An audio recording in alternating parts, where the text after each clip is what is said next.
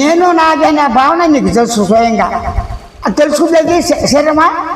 శరీరం నాది నేనంది. నా శరీరాన్ని నా శరీరాన్ని నేను సంపూర్ణంగా అనుభవిస్తున్నాను.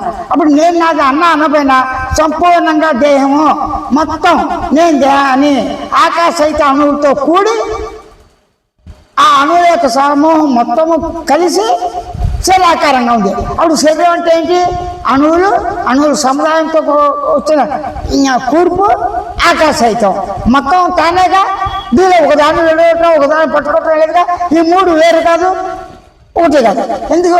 శరీరం లోపల రక్తాలు ఇవన్నీ వాటి ఆకాశం చూడగలవా? చూడలేదు. కానీ ఆకాశం సర్వవ్యాపకమైంది, ఆది తుది మధ్య లేదు. కానీ ఆకాశం ఉంది. అవకాశం లేకపోతే ఆ గాలి ఎక్కడికి వెళ్తుంది? రక్తం ఎలా ప్రవేశిస్తుంది? అలాగే వాయు పదార్థం ఎలా వస్తుంది?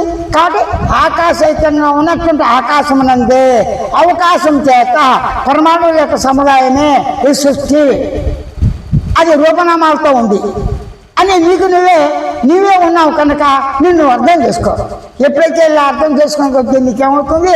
అనవసర ప్రసక్తులు వాళ్ళన్నారు వీళ్ళన్నారు లోపల గురించి కానీ ఇంకో దాని గురించి కానీ ఇంకో పోటుతో కానీ ఆయన నీ శరీరం గురించి కూడా శరీరం అనే శబ్దం పని లేకుండా నేను ఉనికి అవగాహనతో ఉన్నాను. చూడు, నేను ఉన్నాను. నేను ఎలా ఉంది? ఉనికి అవగాహనతో. ఉనికి అవగాహనతో ఎలా ఉంది? తెలుసుకుని తెలివితో చిత్తుతో ఉనికి అవగాహనతో ఎలా ఉంది?